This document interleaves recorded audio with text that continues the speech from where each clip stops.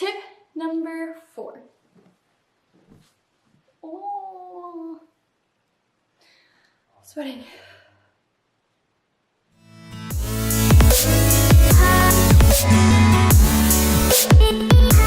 Hey guys, welcome back to the channel. I have Noli here as always, so if you see her little bouquet, she's chilling.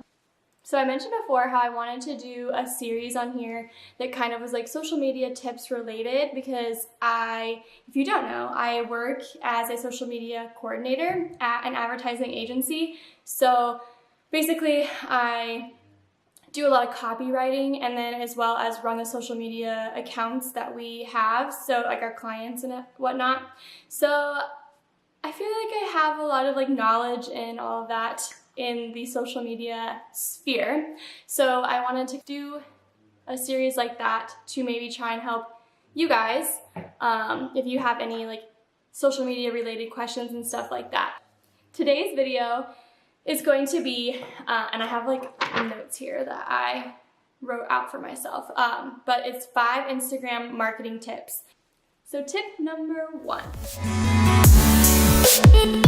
This is focused all about the name on your Instagram like bio. So a lot of times people will have like their actual name, like mine even says Kenzie, but this actually pulls up in the Instagram search bar. So it's really crucial for your business if you have, so say you're an advertising agency, right? So if your username is already the name of your company Canon, for example. So then in your name, you're gonna want it to say like Canon and then like dash or however you wanna do that, advertising agency. Because that way, like when people are searching in the search bar, if they don't know to search your name particularly, like Canon, and then find you, if they type in anything with advertising agency, that will hopefully pull your account up too with that. So it's really important, like that does help in the search bar. So if your username can't be like your full company name, then you want your full company name to be in your name section. That way when they're searching it, they find you. So if your name, like your actual name, was in the name section for your company, if people don't know you or know to associate you to your company, having your name there isn't going to help get your company like any more engagement or sight or people finding you. So tip number 2. So this is also a really crucial thing, I think. So being able to have multiple links in your bio. So I know maybe most people know about Linktree, but if you aren't already using this is something you should definitely be using. Linktree basically will let you add like however many things you want. So if you want a link directly to your blog, directly to your website, directly to your YouTube channel, or a shop page, like whatever it is, like you can have multiple links there. And that way you don't have to just promote one link like right to your website, but you want to showcase other things. This will let you do that. And then another crucial thing is to tell people like right above it in text what it is they're going to. So if it is a new blog post, like title it new blog post, or tell them what to do with it, like shop here, or find more info about us below. That way you're telling them what that link actually goes to, which will help more people find it relevant and then click it. Tip number 3. Okay, so this one is all about the images, and it's this little thing called alt text. So it stands for alternative text.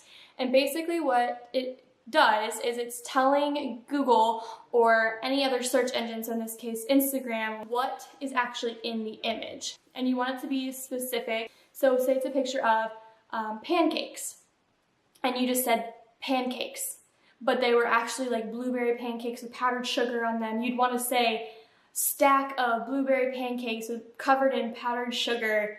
And that way, the more specific it is, the better they're gonna know what's actually in that photo and then bring it up as relevant information. You used to do this just with coding, but Instagram actually lets you do this now. So whenever you're going to upload a photo, there's like a little section that you can do advanced options. And so you click that, and then that's where you can enter in your alt text for your photo. And so that's going to help Instagram know what's in your photo and bring it up as relevant content to people that would want to find that type of information. Tip number 4. So, hashtags.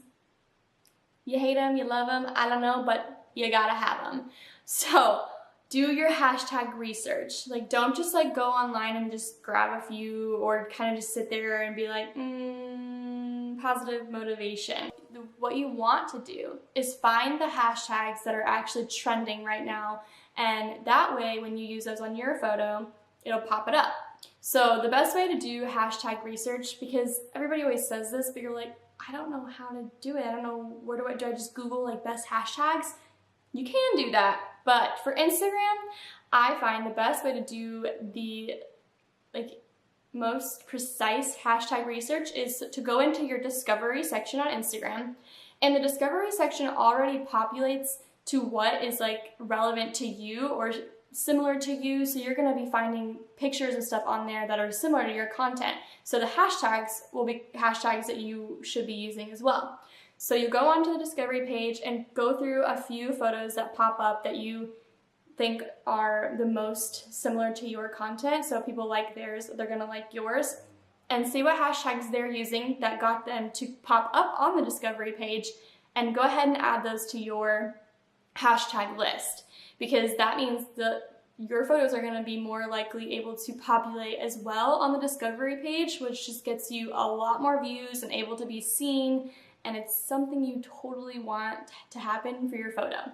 So another like little tip about hashtags is you can do up to 30, but you shouldn't do 30 every single post, and you need to like alternate what they are. So on my notes section on my phone, I have like 5 or 6 different sets of hashtags, and I just have them like already broken up together based on like the type of photo. So if it's like a workout one or just like normal like kind of fashion ones, I have like 3 for that. And then just different stuff. So whatever your content is focused around, have different sets of hashtags for that, as well as always updating it with the current popular ones that are kind of trending. That way your photo will be seen by more. Last but not least, tip number 5. So this one is all about engaging, which I know is like the big talk. Like everybody says, oh, engage, engage, engage, and you want engagement and you have to engage. And yes, you really do.